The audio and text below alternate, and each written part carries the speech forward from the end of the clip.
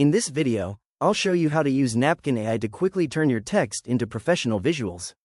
Let's get started. First, I'll click on the option to paste my text directly into the platform.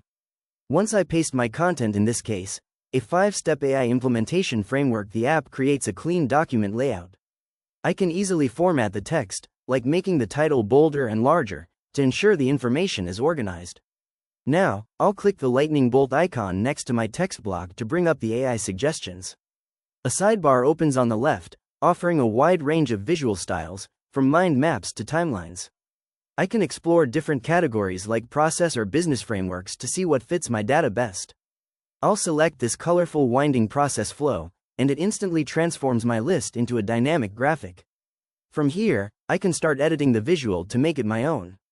I click on individual elements, like the prompt engineering step, to adjust the labels or change the icons for a more customized look.